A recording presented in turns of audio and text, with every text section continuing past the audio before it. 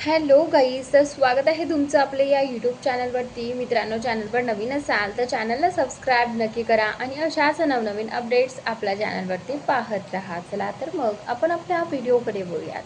माझ्यासाठी तीच हलकी फुलकी आलिया आहेस. हो, फक्त थोडंसं वजन वाढलं आहे, असं म्हणत तो तिच्याकडे वेगळ्याच नजरेने पाहत असला. तेवढ्यात आलिया त्याच्या छातीवर हलकासा मुक्का मारत म्हणाली, तुम्ही एक नंबरचे बदमाश आहात खरंच. तुम्ही आमचे हजबंड असूच शकत नाही. हे ऐकून विराज तिचे हात पकडून त्यांच्यावर किस करत म्हणाला, मी तुझा हजबंड नाही होऊ शकत तर मग काय होऊ शकतो? चल, आता काही हरकत नाही. हजबंड नाही तर तुझा बॉयफ्रेंड तरी होऊ शकतो. असं म्हणत त्याने आलियाच्या गालावर हलकासा चावा घेतला. आलियाच्या तोंडून एक आह निघाली आणि ती विराजकडे रागाने पाहत म्हणाली, खरंच you are a heartless person. तेव्हा विराज म्हणाला, no wifey, you are a heartless woman. हे ऐकून आलिया त्याच्याकडे रागाने पाहू लागली आणि विराज तिच्याकडे पाहत हसू लागला. विराज हळूहळू आलियाच्या ड्रेसची चेन उघडू लागला. हे पाहून आलियाचा चेहरा लाजेने लाल झाला. विराज हसत तिच्या लाल झालेल्या गालांवर बोटांनी हलकेच फिरवत म्हणाला, वायफी, तू अशी लाजतेस जणू पहिल्यांदाच होत आहे. आपण कितीतरी वेळा शॉवरमध्ये खूप काही केलं आहे. अजून विराज बोलतच होता. तेवढ्यात आलियाने त्याच्या तोंडावरून हात ठेवत म्हटलं, चूप रहा, चूप रहा. खूप बेशरम झाला तुम्ही. मला सोडा आणि यापुढे एक शब्द जरी बोललात तर माझ्यापेक्षा वाईट कोणी नसेल. असं म्हणत आलियाने आपला हात मागे घेतला. तेव्हा विराज मोठ्याने हसू लागला आणि तिच्याकडे झुकून म्हणाला, wifey, you are so sweet and innocent. तुला माहिती आहे का, तू अजूनही इतकी लाजतेस की काय सांग. तुला पाहिलं की मला तो पहिला दिवस आठवतो, जेव्हा तू पहिल्यांदा माझ्या ऑफिसमध्ये आली होतीस. मी तुझ्या जवळ झुकलो होतो तेव्हा तुझा चेहरा कसा लाजेने लाल झाला होता आणि तू किती घाबरलेली दिसत होतीस. आजही तू तशीच दिसतेस. हे ऐकून आलिया लाजून आपली नजर खाली झुकवते. विराज तिच्या नाकावर हलकंसं किस करत म्हणाला, पहा ना वायफी, लुक ॲट युअर सेल्फ. तू आजही तितकीच लाजतेस. हे ऐकून आलिया आणखी लाजली आणि विराजच्या छातीशी जाऊन बिलगली. विराजने तिला लगेच आपल्या मिठीत घेतलं आणि प्रेमाने म्हणाला, I love you, I love you so much. Alia ही त्याच्या छातीशी बिलगून म्हणाली, I love you too hubby. दोघेही बराच वेळ एकमेकांच्या मिठीत राहिले. काही वेळाने विराज आलियाला अंघोळ घालतो आणि स्वतःही अंघोळ करून तिला कडेवर घेऊन रूममध्ये येतो व बेडवर बसवतो. विराज चेंजिंग रूममध्ये जाऊन एक हलकीशी साडी आणतो आणि आलियाला नेसवू लागतो. आलिया मोठ्या लक्षपूर्वक विराजकडे पाहत होती. तो तिला खूप काळजीपूर्वक साडी नेसवत होता आणि त्याच नंतर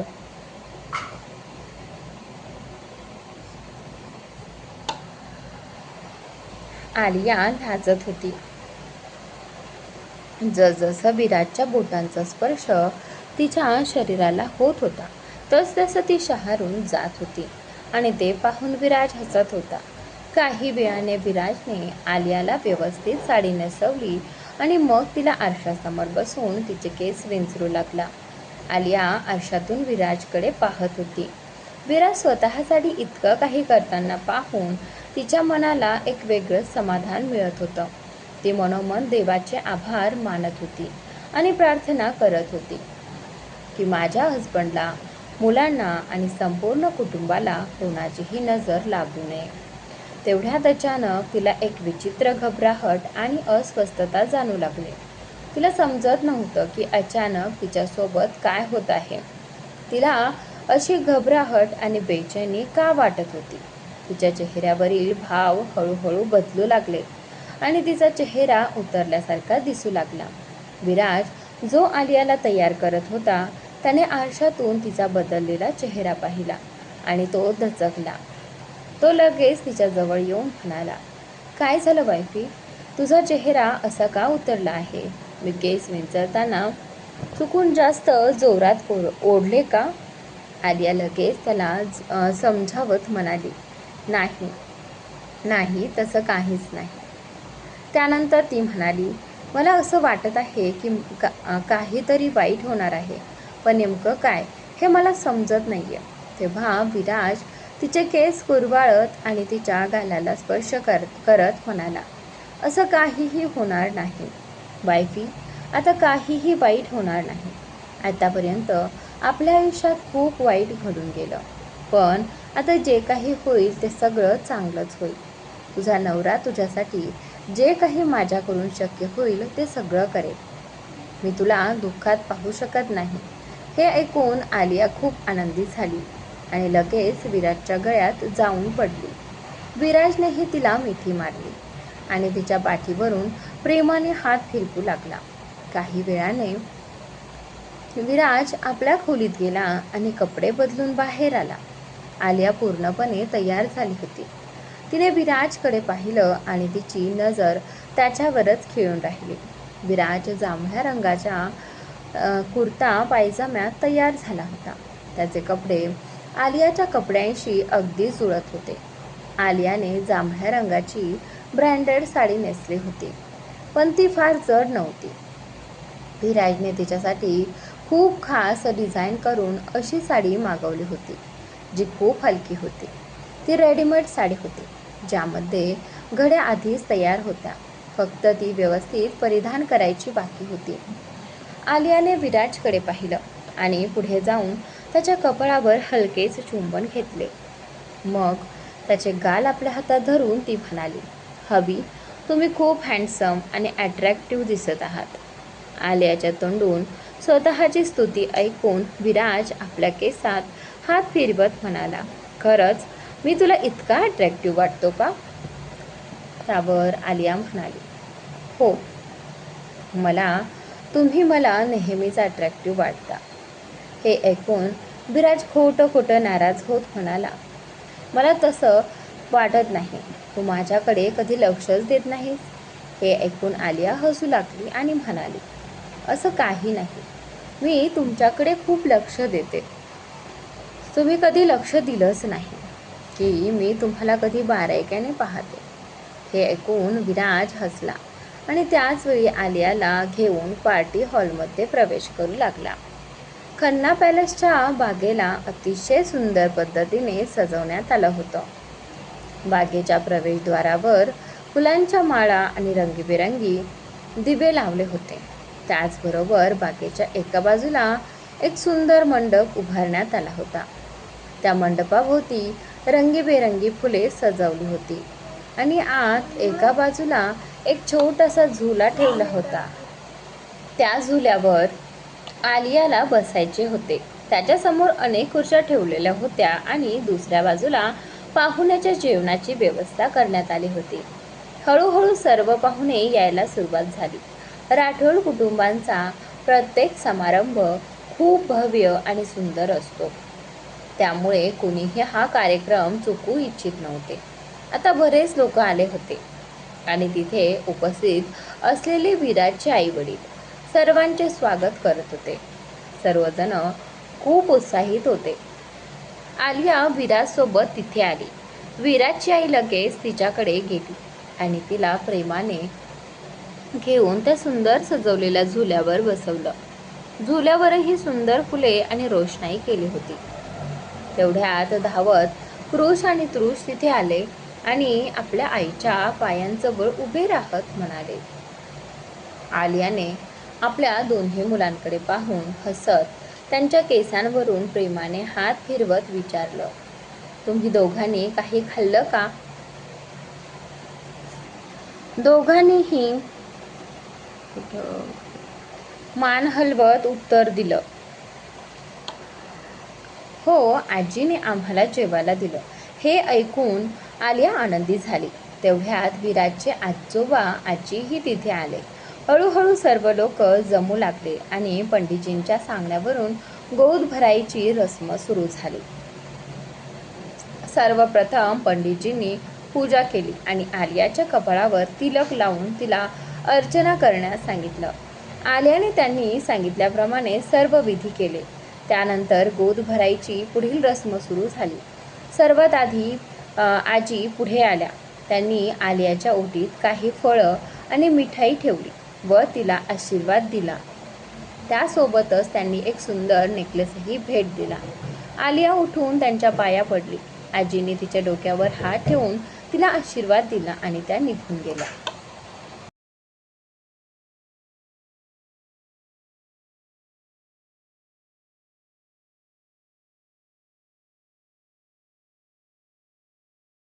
त्यानंतर विराजचे आजोबा आले. त्यांनीही तिला आशीर्वाद दिला आणि तेही निघून गेले. मग विराजची आई पुढे आली. तिने काही फळं, मिठाई आणि एक छोटासा लाडू गोपाल आलियाच्या ओटीत ठेवला. हे पाहून आलिया हसत म्हणाली, मॉम, तुम्ही हे देत आहात, पण तुम्हाला माहिती आहे ना की तुमच्या मुलाला सध्या मुलगा नको आहे, त्याला मुलगी हवी आहे. विराज, जो तिच्या शेजारी उभा होता आणि शेरवानीत खूप देखणा दिसत होता, तो आपल्या आईजवळ जाऊन म्हणाला, तुम्हाला माहिती आहे ना, मला एक छोटी प्रिन्सेस हवी आहे. आधीच माझ्याकडे 2 प्रिन्स आहेत. हे ऐकून त्याची आई हसली आणि त्याचे नाक ओढत म्हणाली, खोडकर कुठला, नेहमी तुझ्याच मनासारखं व्हायला हवं का? जे होणार असेल ते होईल आणि ही एक शुभ रस्म आहे, त्यामुळे लाडू गोपाल ठेवले जातात. हे ऐकून विराज आपले नाक चोळत म्हणाला, मम्मा, तुम्ही नेहमी असंच करता. हे ऐकून आलिया हसू लागली. त्यावर विराजची आई म्हणाली, बाळा, अशीच हसत राहा आणि घरात आनंद पसरवत राहा. तेवढ्यात विराजचे वडील तिथे आले. त्यांनी आलियाच्या डोक्यावर हात ठेवून तिला आशीर्वाद दिला आणि तेही पुढे गेले. त्यानंतर तिथे उपस्थित असलेल्या अनेक महिलांनी आलियाची गोद भराई केली. प्रत्येकजण काही ना काही भेटवस्तू तिच्या ओटीत ठेवत होता. आलिया ही सर्वांना भेटत होती आणि खूप आनंदी होती. मात्र तिला तिच्या आईचीही खूप आठवण येत होती, जी आता या जगात नव्हती. ती मनातच म्हणाली, मॉम, आज मी तुम्हाला खूप मिस करत आहे. काश तुम्हीही इथे असता तर किती छान झालं असतं. हा विचार करता तिचे डोळे थोडे ओलावले. इतर कोणाच्याही ते लक्षात आले नाही, पण विराजची नजर सतत आलियावर होती. तिचे डोळे पाणावलेले पाहून तो तिच्या जवळ झुकला आणि विचारलं, काय झालं वाईफी, काही प्रॉब्लेम आहे का? मला सांग. आलियाने नकारार्थी मान हलवत उत्तर दिलं, नाही, काही नाही, फक्त हार्मोन्समुळं थोडं रडू आलं. विराज हसला आणि तिचे गाल हलके चोडत म्हणाला, क्यूट वाईफ. आणि त्यानंतर हे बोलून तो थोडा दूर गेला. तिथे उपस्थित असलेल्या काही महिलांनी त्याची चेष्टा करत म्हटलं, अरे, आता तिला थोडं सोडही, किती वेळ बायकोजवळच राहणार आहेस? त्यानंतर त्या सर्व विराजच्या आईकडे पाहत म्हणाला, असं वाटतं तुमचा मुलगा आपल्या बायकोचा पूर्णपणे दिवाना आहे.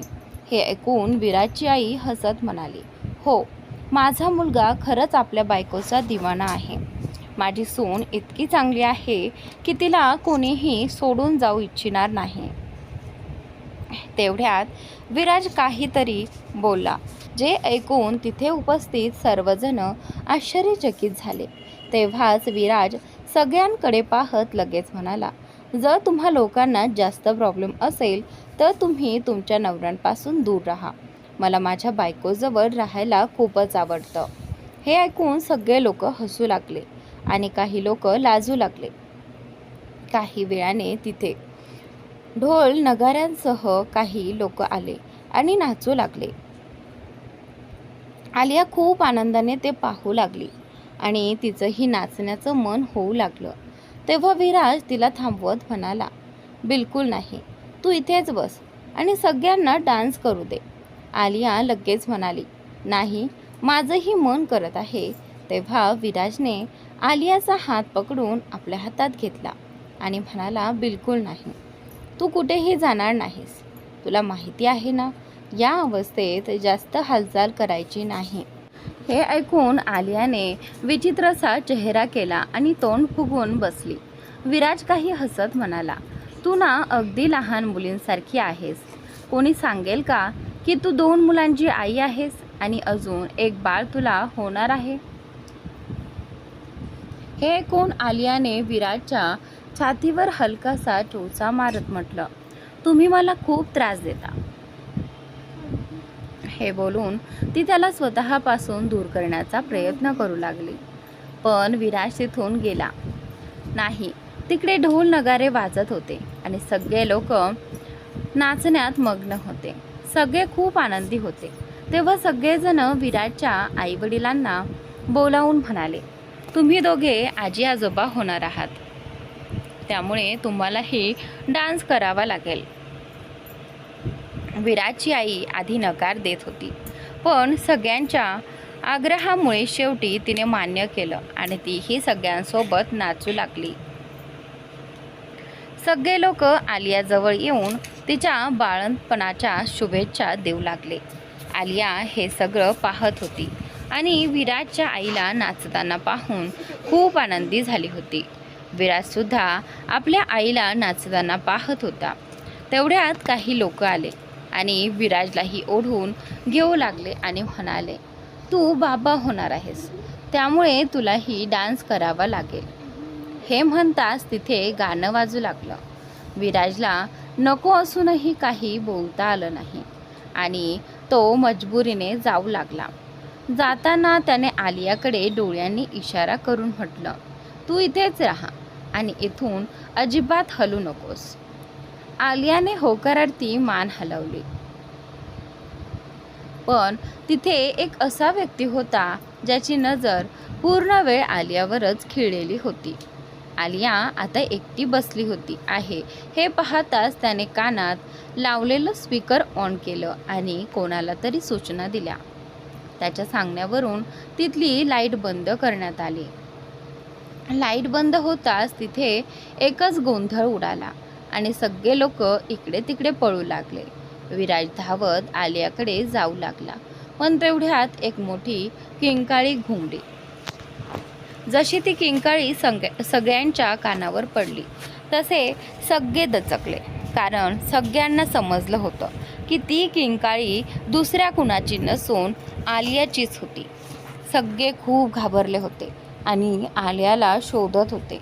विराजची तर भीतीने वाईट अवस्था झाली होती आणि तो मोठ्याने आपल्या लोकांना हाका मारू लागला.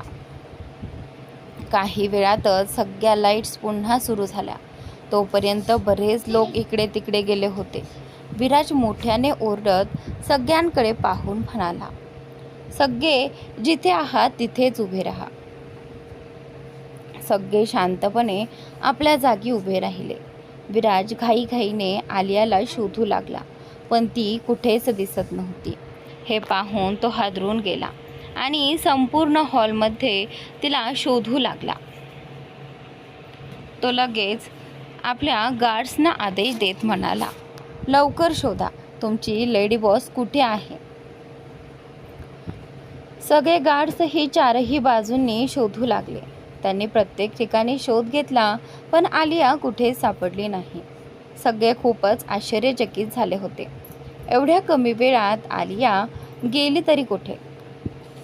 त्याचवेळी तिथे निखिलचीही एंट्री झाली आणि निखिलच्या काही सेकंदानंतरच रुही आपल्या मुलीसोबत तिथे आली, कारण त्यांनाही इथे बोलावलं गेलं होतं. रुहीची नोकरी विराजच्या ऑफिसमध्येच लागली होती. विराजने आपल्या ऑफिसमधील सगळ्या लोकांना इथे बोलावलं होतं, त्यामुळे रुही आपल्या मुलीसोबत आली होती. पिहू धावत कृष आणि तृष जवळ गेली. कृष आणि तृष दोघेही घाबरलेले होते. तेव्हा पिहू कृषला समजावत म्हणाली, डोंट वरी, काय झालं, तुम्ही इतके दुःखी का आहात. तेव्हा कृष म्हणाला, तुला दिसत नाही का, आमची मम्मा सापडत नाहीये, कुठे गेली आहे, काहीच कळत नाही. तेव्हा रुही त्या दोघांना सावरत म्हणाली, डोंट वरी, काही होणार नाही, तुमची मम्मा नक्की सापडेल. मला खात्री आहे ती इथेच कुठेतरी असेल, कारण कोणतीही आई आपल्या मुलांना सोडून जात नाही. इतक्या गोड गोष्टी ऐकून कृष तिच्याकडे खूप लक्ष देऊन पाहू लागला, पण काही बोलला नाही. थोड्याच वेळात त्याची नजर पुन्हा आपल्या मम्माला शोधू लागली. सुद्धा आपल्या मम्माला इकडे तिकडे शोधत होता. विराजची तर त्यावेळी खूपच वाईट अवस्था झाली होती. निखिल लगेच म्हणाला, आरू कुठे जाऊ शकते, ती इथेच कुठेतरी असेल. तेव्हा विराज म्हणाला, मला विचारण्यापेक्षा तिला शोध. हे बोलून त्याने आपल्या खास माणसांना बोलावलं आणि CCTV कॅमेरे तपासण्यास सांगितलं. विराज लगेच CCTV कंट्रोल रूममध्ये गेला आणि फुटेज पाहू लागला. त्यानं पाहिलं की ढोल नगारे वाजवणारे लोक आल्यानंतर काही सेकंदातच लाईट बंद झाली होती आणि तो चकित झाला. जशी लाईट पुन्हा सुरू झाली तशी आलिया झोपाळ्यावर दिसत नव्हती.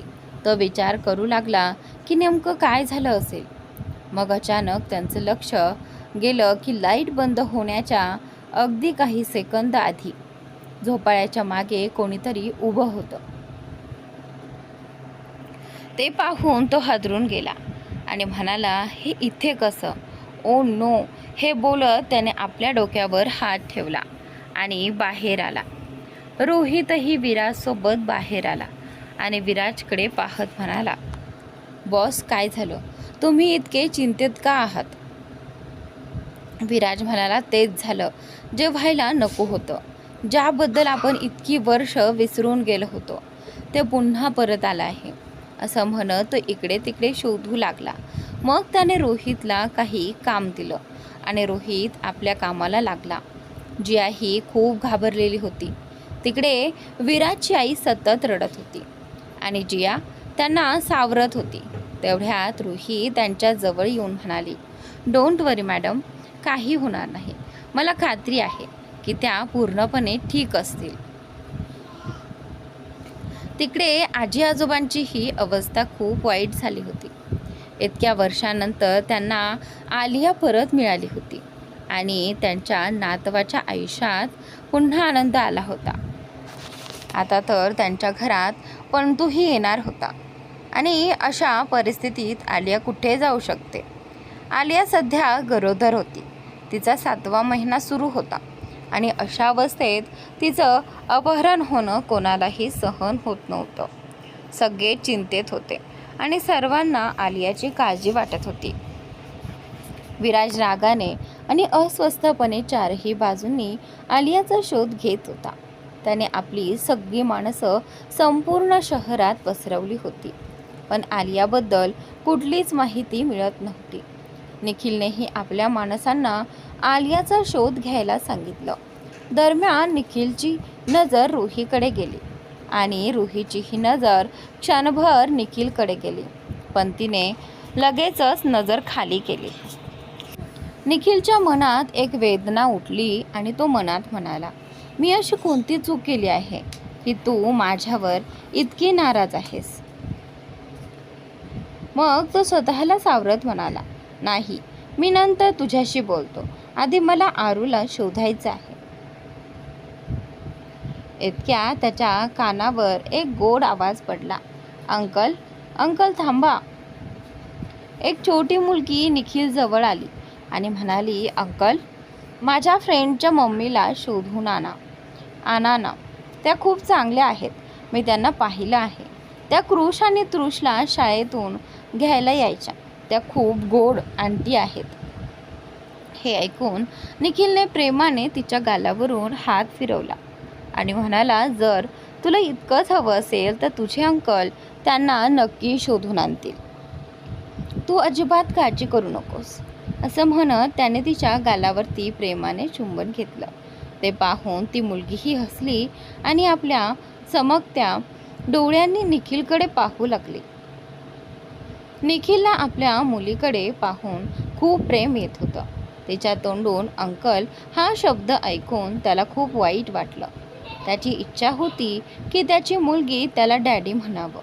पण कदाचित तो क्षण अजून आलेला नव्हता. त्याने ठरवलं होतं की हे सगळं प्रकरण संपताच तो रुही आणि स्वतःमधील सर्व गैरसमज दूर करेल आणि रुही व आपल्या मुलीला कायमचं स्वतः जवळ ठेवेल.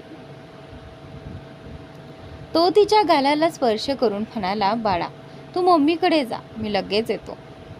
तेवढ्यात ती मुलगी धावत रुहीकडे गेली. निखी लगेचच तिथून निघून गेला. त्याला आलियाची खूप काळजी वाटत होती, कारण तो तिला खरंच आपल्या बहिणीसारखं मानत होता. ज्या मनात विचार करत होती, देवा, यावेळी असं काही होऊ देऊ नकोस. माझ्या मैत्रिणीने आधीच खूप काही सहन केलं आहे. तिने किती संघर्ष करून आपल्या दोन्ही मुलांना वाढवलं आहे आणि आता पुन्हा तशीच परिस्थिती निर्माण झाली आहे. यावेळी तर ती गरोदरही आहे. तिच्यासोबत असं कोण करत आहे? कृपया तिला आणि तिच्या बाळाला सुरक्षित ठेव, असं म्हणत तिच्या डोळ्यांतून अश्रू वाहू लागले. हे म्हणणं चुकीचं ठरणार नाही की जिया फक्त आलियावर प्रेमच करत नव्हती, तर तिचा जीवच आलियामध्ये अडकला होता. आलिया ही जियाला तितकंच मानत होती.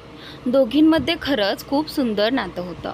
तिकडे तृष रडून रडून थकला होता आणि कृष आपल्या लहान भावाला सावरत होता. तो स्वतःही खूप घाबरलेला होता, पण तरीही तो तृषला सांभाळत होता, कारण त्याची आई नेहमी म्हणायची, बाळा, तू मोठा आहेस, त्यामुळे तृषची काळजी तुलाच घ्यावी लागेल. तृष आलियासारखाच निरागस आणि गोड होता, तर कृष विराजसारखा थोडा अहंकारी आणि स्वतःच्या भावना सहज कोणासमोर व्यक्त न करणारा होता. जसं विराज फक्त आलियासमोरच मन मोकळं करायचा, तसंच कृषही होता. विराज झपाझप पावलं टाकत कारमध्ये जाऊन बसला आणि कार वेगाने पुढे निघाली. अचानक त्याच्या मोबाईलवर एक नोटिफिकेशन आलं आणि त्याच्या डोळ्यात आशेची एक चमक उमटली. विराज ड्रायव्हरकडे पाहत म्हणाला, गाडी डोंगराच्या दिशेने घेऊन चला. हे ऐकून ड्रायव्हरने लगेच गाडी पुढे घेतली. रोहितही कारमध्ये बसला होता. तो विराजकडे पाहत म्हणाला, बॉस, काही माहिती मिळाली का? विराजने फक्त होकारार्थी मान हलवली आणि म्हणाला, गाडी आणखी वेगात चालवा. ड्रायव्हर म्हणाला, सर, तिथे पोहोचायला अजून बराच वेळ लागेल. त्यावर विराज म्हणाला, जर एखादा शॉर्टकट असेल तर तिकडून घेऊन चला, कारण तिथे माझी आलिया आहे. हे ऐकून ड्रायव्हर गाडी दुसऱ्या रस्त्याने वळवत म्हणाला, सर, या रस्त्याने आपण लवकर पोहोचू. विराजच्या मनात एकच विचार होता, कसंही करून लवकरात लवकर आलियापर्यंत पोहोचायचं. दुसरीकडे एक डोंगराळ भागात एक कार थांबली होती. आलियाच्या डोळ्यांवर पट्टी बांधलेली होती. कार थांबताच ती घाबरून ओरडली, तुम्ही कोण आहात? मला सोडा. माझ्या नवऱ्याला कळलं तर तो तुम्हाला सोडणार नाही. तुम्हाला माहिती नाही मी कोणाची पत्नी आहे. कारमधले गुंड तिच्याकडे पाहून हसत म्हणाले, हो, आम्हाला माहिती आहे तू कोणाची बायको आहेस. आम्ही तुला त्याच्याच नाकाखालून उचलून आणलं आहे. विराज खन्ना फक्त नावालाच मोठा आहे. आम्ही त्याच्या घरातून तुला पळवून आणले आणि तो काहीच करू शकला नाही. आलिया रागाने म्हणाली, शट अप. माझ्या नवऱ्याबद्दल एक शब्द जरी बोललात तर चांगलं होणार नाही. तुम्हाला माहिती नाही तो किती धोकादायक आहे. बहुतेक तुम्हाला स्वतःच्या मृत्यूची भीतीच उरलेली नाही. ते सगळे हसत म्हणाले, या व्यवसायात आलो त्याच दिवशी आम्ही भीती सोडून दिली. आम्ही रोज मृत्यूशी सामना करतो. आलिया संतापाने थरथरत होती. तिचे हात बांधलेले असल्यामुळे ती काहीच करू शकत नव्हती. ती ओरडून म्हणाली, तुम्ही कदाचित साध्या लोकांना भेटला असाल, पण माझ्या नवऱ्यासारख्या माणसाला अजून भेटलेले नाही. भीती म्हणजे काय हे तुम्हाला अजून समजलेलं नाही. हे ऐकून ते पुन्हा हसू लागले आणि म्हणाले, बहुतेक तुला ही भीतीची जाणीव करून द्यावी लागेल. जर तू जास्त बोललीस तर तुझ्या पोटात वाढणाऱ्या बाळाला मारायला आम्हाला एक सेकंदही लागणार नाही. हे ऐकताच आलिया घाबरली, कारण तिला स्वतःपेक्षा आपल्या बाळाची जास्त काळजी वाटत होती. ती लगेच म्हणाली, खबरदार, माझ्या मुलाला काही केलंस तर. त्यावर तो हसत म्हणाला, असं दिसतंय की तू घाबरत नाहीस. थांब एक सेकंड. हे म्हणताच एका गुंडाने तिच्या डोळ्यांवरील पट्टी काढली. डोळे चोळत आलिया आजूबाजूला पाहू लागली. सुरुवातीला तिला सगळं धुसर दिसत होतं, पण काही क्षणांनी तिला सगळं स्पष्ट दिसू लागलं. तिच्यासमोर अनेक धोकादायक गुंड उभे होते आणि त्यांना पाहून एका क्षणासाठी आलिया घाबरली, पण धैर्य एकवटत तिने चेहऱ्यावरील भीती लपवत म्हटलं, मी तुम्हाला सांगितलं ना, मला जाऊ द्या. तुम्हाला ज्याने पैसे दिले आहेत त्यापेक्षा जास्त मी पैसे देईन, पण प्लीज मला सोडून द्या. तो गुंड हसत म्हणाला, तू खूप बोलतेस. तुझा नवरा तुला कसं सहन करत असेल कोण जाणे.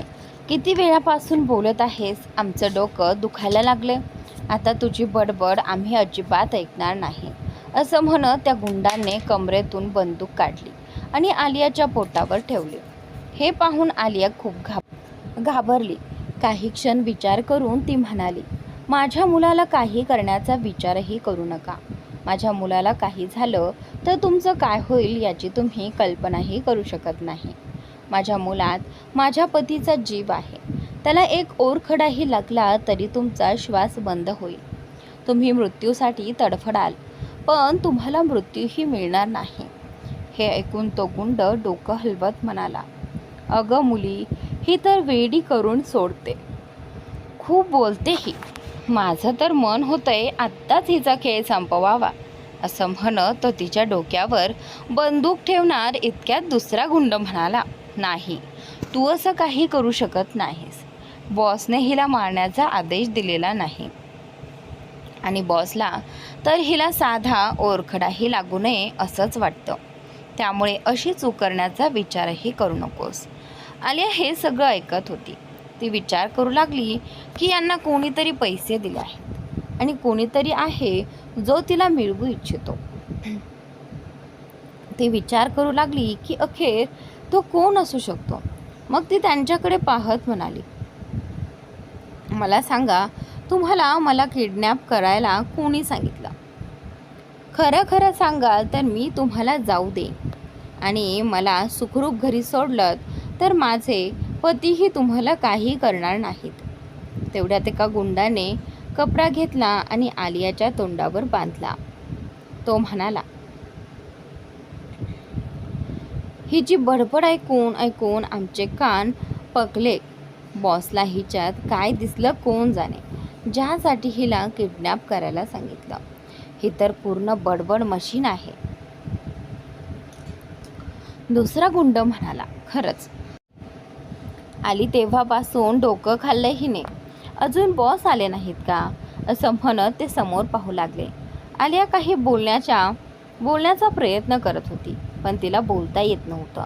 तिला खूप राग येत होता. ती मनातल्या मनात त्यांना शिव्या घालत होती. आलिया अजूनही विचार करत होती की तिला किडनॅप करण्यामागे कोण असू शकतं. तिला काही समजत नव्हतं. बराच वेळ ती विचारात हरवून गेली. तिकडे गुंड बाहेर उभे राहून सिगारेटचे झुरके घेत होते. त्यांच्या चेहऱ्यावर वेगळ्याच प्रकारचं समाधान दिसत होतं. ते फक्त आपल्या बॉसची वाट पाहत होते. तेवढ्यात तिथे 2 गाड्या येऊन थांबल्या. त्या गाड्या पाहताच ते समजले की बॉस आले आहेत. कारमधून एक तरुण बाहेर उतरला. त्याने चेहऱ्यावर मास्क घातला होता. तो आपल्या तीक्ष्ण नजरेने आजूबाजूला पाहत होता. तो वेगाने चालत गुंडांजवळ आला. गुंडे त्याला पाहून म्हणाले, बॉस, तुम्ही जसं सांगितलं होतं तसं आम्ही तिला किडनॅप केलं आहे. असं म्हणत त्यांनी त्या व्हॅनकडे इशारा केला ज्यामध्ये आलियाला ठेवण्यात आलं होतं. आणि त्यानंतर आलिया अजूनही विचारात हरवली होती. तेवढ्यात तो तरुण तिच्या जवळ आला. आणि तिच्याकडे पाहू लागला. आलियाची नजर त्याच्यावर पडताच ती विचार करू लागली की हा कोण आहे. तेवढ्यात त्या व्यक्तीने आपला मास्क काढला. त्याला पाहताच आलिया आश्चर्यचकित झाली. तिचे डोळे मोठे झाले. ती लगेच म्हणाली, तू करण? होय. तिच्या समोर उभा असलेला तरुण दुसरा कोणी नसून करण होता. आलियाच्या तोंडून आपलं नाव ऐकताच करण तिरकं हसला आणि म्हणाला, हो आलिया बेबी, बघ ना, मी तुझ्यासाठी किती बेचैन होतो. जेव्हापासून मी तुझ्यापासून दूर झालो तेव्हापासून मला जाणवलं की मी तुझ्यावर मनापासून प्रेम करत होतो. पण दुर्दैवानं खूप उशीर झाला होता. तोपर्यंत तू त्या विराटची झाली होतीस. पण मी हे कसं होऊ दिलं असतं. तू माझी होतीस आणि माझीच राहशील. तो आलियाच्या गालांवर बोट फिरवू लागला. हे पाहून आलियाला खूप राग आला. तिने झटकन त्याचा हात दूर केला आणि म्हणाली, डोंट टच मी. हे ऐकून करण तिरकं हसत म्हणाला, ओ बेबी, तू अजूनही रागावलेली आहेस. पण मला माहिती आहे, आजही तू कुठेतरी मला पसंत करतेस. शेवटी मी तुझं पहिलं प्रेम आहे. माणूस दुसरं लग्न करू शकतो, दुसऱ्या जोडीदारासोबत आयुष्य घालू शकतो, पण पहिलं प्रेम कधीच संपत नाही. मला माहिती आहे तुझ्या मनातलं प्रेम अजूनही पूर्णपणे संपलेलं नाही. आणि थोडंफार संपलं असेल तर मी ते पुन्हा जागं करेन. डोंट वरी. हे ऐकून आलियाला खूप राग आला. ती म्हणाली, तू वेडा झाला आहेस का? मला सोडून दे, नाहीतर माझे पती इथे आले तर तुला सोडणार नाहीत.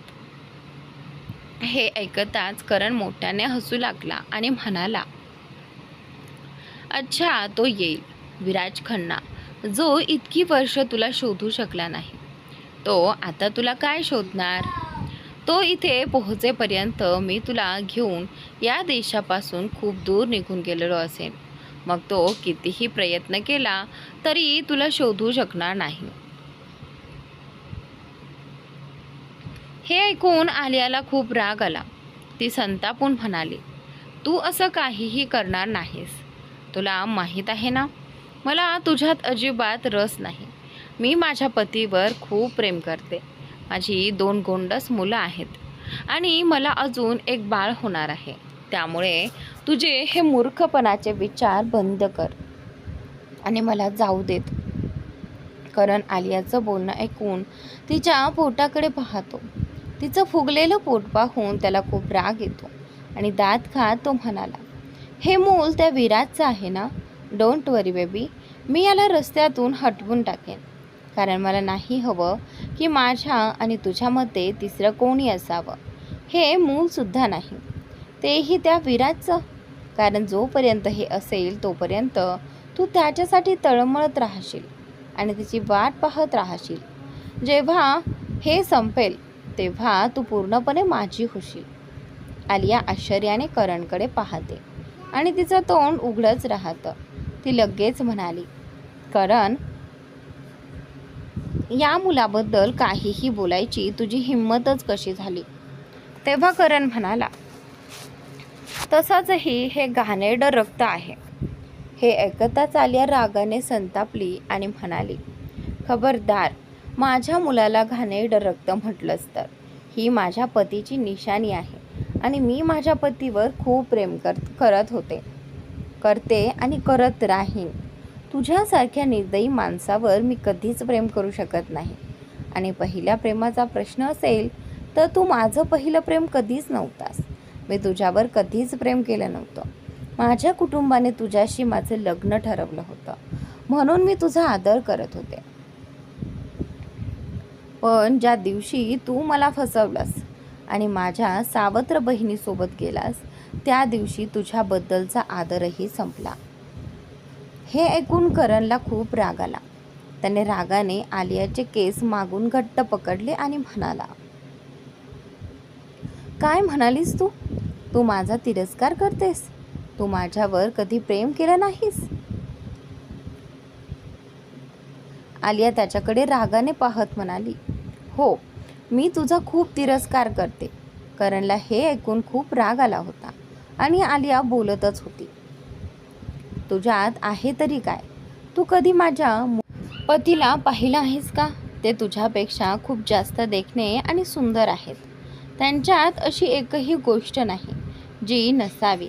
ते माझी इतकी काळजी घेतात जितकी तू कधीच घेऊ शकत नाहीस. तू तर एक नंबरचा प्ले बॉय आहेस.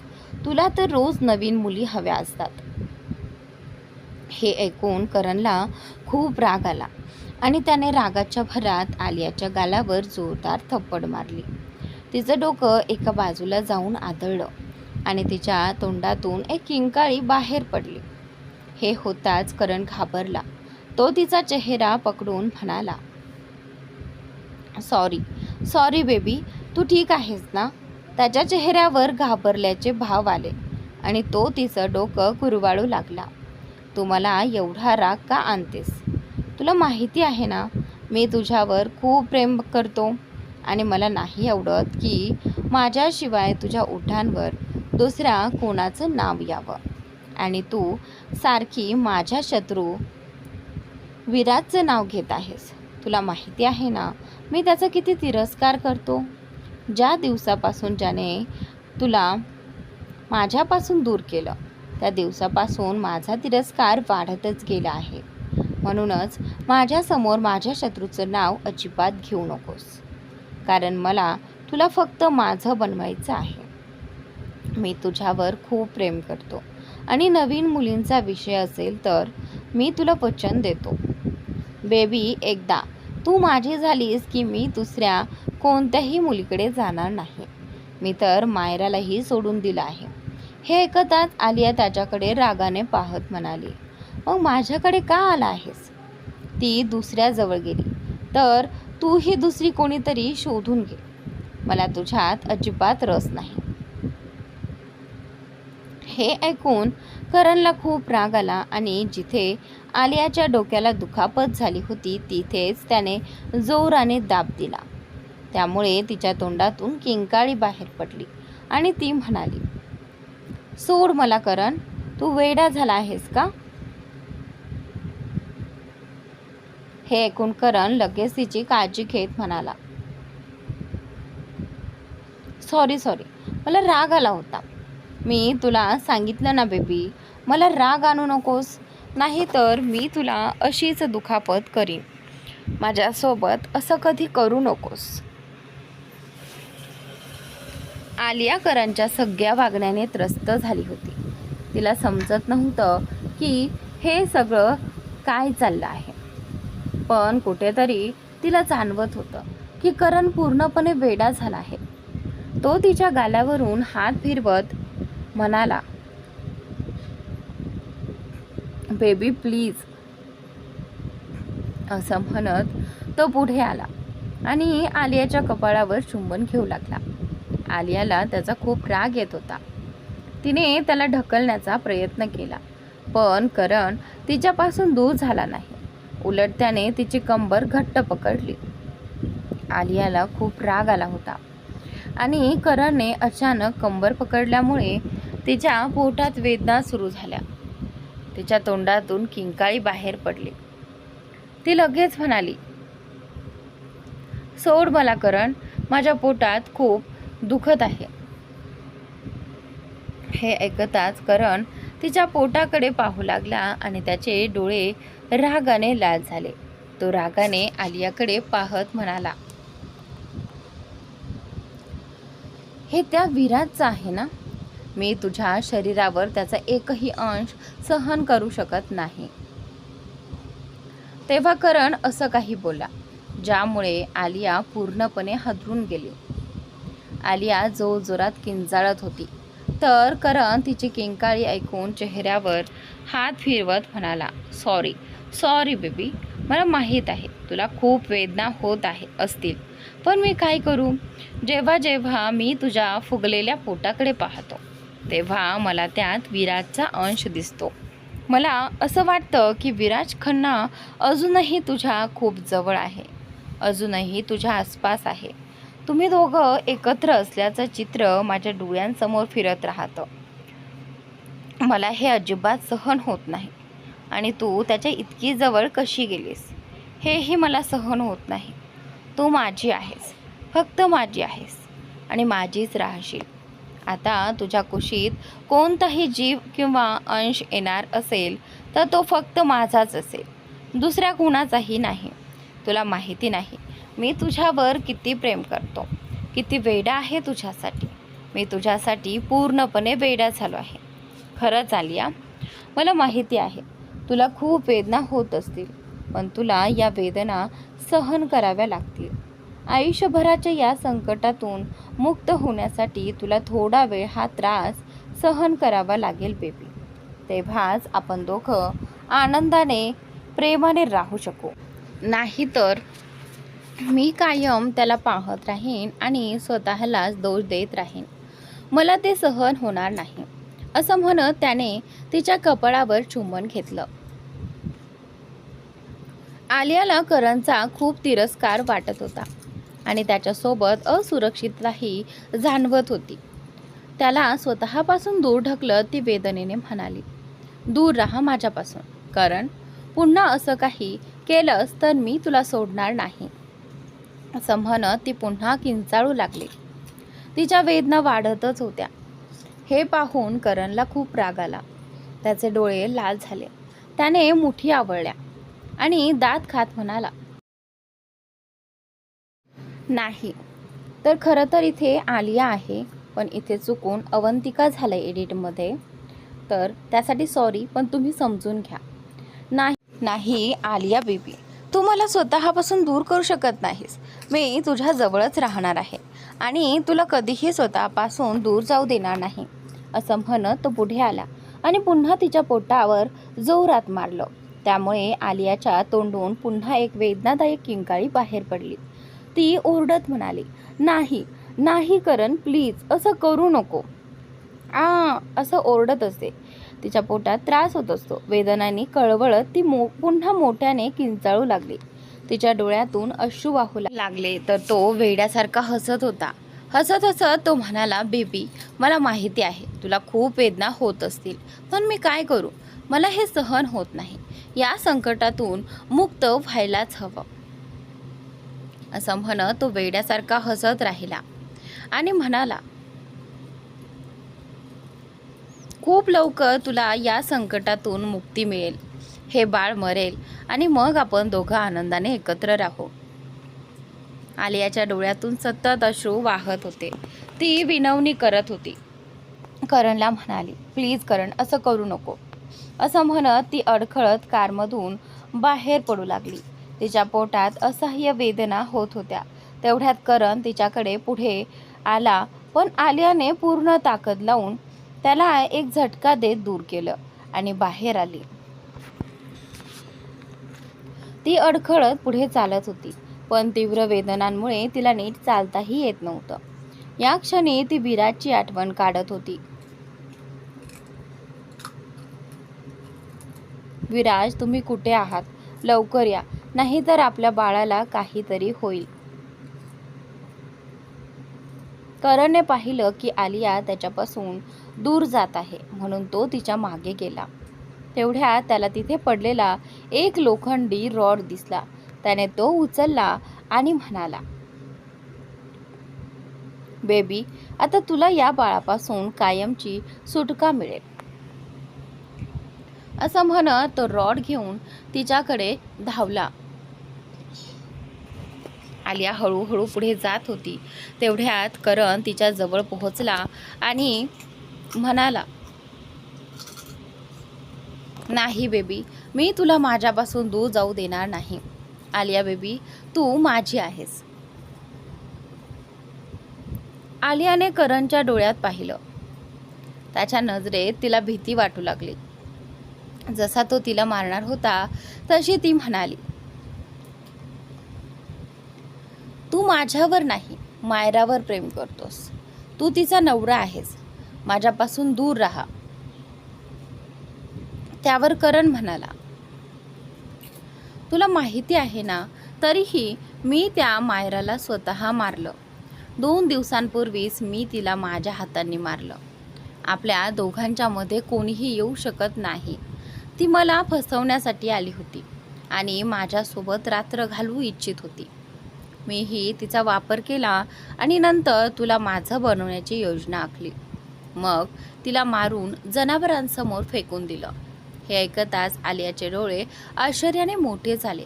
आता तिला आणखी भीती वाटू लागली, कारण करण एखाद्या धोकादायक विकृत माणसासारखा दिसत होता. करणने हातातील रॉडवरील पकड आणखी घट्ट केली. आलियाची नजर त्या रॉडकडे गेली आणि ती भीतीने थरथरत म्हणाली, नाही नाही करण, तू असं काहीच करणार नाहीस.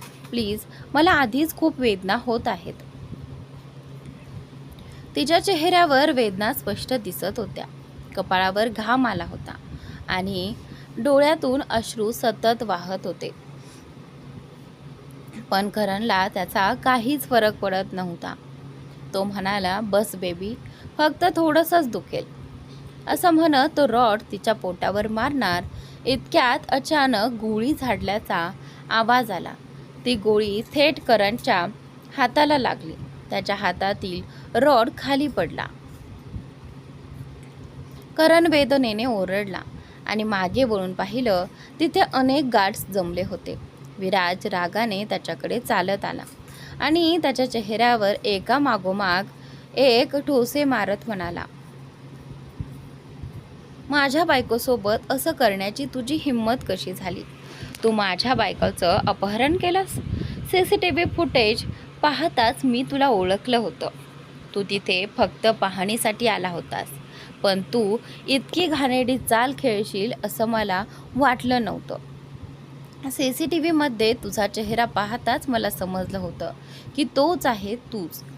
चेहरा लपवण्यासाठी तू मुखवटा घातला होता, पण एका नजरेत मी तुला ओळखलं. तुझ्यापेक्षा वाईट दुसरा कोणी असू शकत नाही. असं म्हणत विराज त्याच्या चेहऱ्यावर सतत ठोसे मारत होता. करण स्वतःचा बचाव करण्याचा प्रयत्न करत होता, पण तो जितका प्रयत्न करत होता तितकाच विराजचा राग वाढत होता आणि तो त्याला आणखी मारत होता. तरीही करण रागाने विराजकडे पाहत होता. तो संतापाने म्हणाला, विराज खन्ना, तू मला किती मारून टाक मला, पण तुमचं मूल आता या जगात वाचणार नाही. ते संपून जाईल. हे म्हणत तो मोठ्याने हसू लागला. तेवढ्यात विराजने पुन्हा एकदा त्याच्या तोंडावर जोरदार ठोसा मारला, पण त्याच वेळी आलियाच्या मोठ्याने ओरडण्याचा आवाज आला. ती विराजचं नाव घेत म्हणाली, हबी, मला वाचवा. असं म्हणत ती जमिनीवर कोसळली. तिच्यासाठी ती वेदना सहन करण्याच्या पलीकडे गेली होती आणि तिचा रक्तस्राव सुरू झाला होता. विराजने जेव्हा पाहिलं की आलिया जमिनीवर पडली आहे, तेव्हा त्याने लगेच करणला सोडून आलियाकडे धाव घेतली आणि तिचा चेहरा आपल्या हातात घेऊन म्हणाला, वायफी, वायफी, तुला काही होणार नाही. आलियाच्या डोळ्यातून अश्रू वाहत होते. ती थरथरणाऱ्या ओठांनी हळूच आपला हात विराजच्या चेहऱ्यावर ठेवत म्हणाली, हबी, आय एम सॉरी. मी आपल्या बाळाला वाचवू शकले नाही. हे ऐकताच विराज लगेच म्हणाला, गप्प राहा, आपल्या बाळाला काहीही होणार नाही. असं म्हणत त्याने आलियाला आपल्या कुशीत उचललं आणि वेगाने कारकडे धाव घेतली. रोहितने करणला पकडण्यासाठी सर्व माणसांना आदेश दिले आणि ड्रायव्हरला लगेच कार सुरू करण्यास सांगितलं. ड्रायव्हरने तात्काळ कार सुरू केली. रोहित तिथेच उभा राहिला आणि त्याने आपल्या माणसांकडून करणला पकडून घेतलं. विराज कारमध्ये बसताच ड्रायव्हरने कार भरधाव वेगाने पुढे नेली. विराजने आलियाला कारमध्ये बसवलं आणि हॉस्पिटलकडे निघाला. संपूर्ण प्रवासात तो खूपच अस्वस्थ आणि चिंताग्रस्त होता. आलिया अर्धवट उघड्या डोळ्यांनी काही वेळ विराजकडे पाहत होती. त्याच्या चेहऱ्यावरची काळजी पाहून तिला समजलं की तो खूप घाबरलेला आहे, की त्याच्या गालाला स्पर्श करून त्याला धीर देण्याचा प्रयत्न करत होती, पण विराजची अस्वस्थता काही कमी होत नव्हती. काही क्षणानंतर आलिया बेशुद्ध झाली. आलियाला बेशुद्ध होताना पाहून विराज आणखीनच घाबरला. तिचा रक्तस्राव खूप वाढला होता. हे पाहून त्याच्या मनात भीती आणखी वाढली. तो घाबरत ड्रायव्हरवर ओरडला, गाडी फुल स्पीडने हॉस्पिटलकडे घेऊन जा. मी सांगितलं ना, मला शक्य तितक्या लवकर हॉस्पिटलमध्ये पोहोचायचं आहे. माझ्या बायकोला काहीही होता कामा नये. ड्रायव्हरने ही कार भरधाव वेगाने पुढे नेली. जवळपास अर्ध्या तासानंतर कार शहरातील सर्वात मोठ्या हॉस्पिटलसमोर येऊन थांबली. ड्रायव्हरने लगेच मागच्या सीटचा दरवाजा उघडला आणि विराज आपल्या आलियाला कुशीत घेऊन जवळजवळ धावतच हॉस्पिटलमध्ये गेला. आत जाताच तो मोठ्याने ओरडला, लवकर स्ट्रेचर घेऊन या. हॉस्पिटलमधील सर्व डॉक्टर्स विराजला ओळखत होते. विराज खन्ना हे खूप मोठं नाव होतं. त्याच्यासमोर बोलण्याचीही कुणाची हिंमत होत नव्हती. जसेच डॉक्टरांनी पाहिलं की विराज खन्ना हॉस्पिटलमध्ये आला आहे, ते लगेचच त्याच्याकडे धावले. एक वॉर्ड बॉय स्ट्रेचर घेऊन आला आणि विराजने आलियाला त्यावर झोपवलं. आलिया बेशुद्ध होती. विराज डॉक्टरांकडे पाहत म्हणाला, लवकर तपासा, माझ्या बायकोला काहीही होता कामा नये. असं म्हणत त्याने रागाने डॉक्टरांकडे पाहिलं. डॉक्टरही घाबरले. त्यांनी आपल्या पॅन्टच्या खिशातून रुमाल काढून कपाळावरचा घाम पुसला आणि म्हणाले, ओके मिस्टर खन्ना, तुम्ही काळजी करू नका. तुमच्या पत्नीला काहीही होणार नाही. आम्ही पूर्ण प्रयत्न करू की त्या लवकरात लवकर बऱ्या होतील. तेव्हा विराज म्हणाला, माझ्या बायकोला आणि माझ्या बाळाला दोघांनाही काहीही होत्या कामा नये.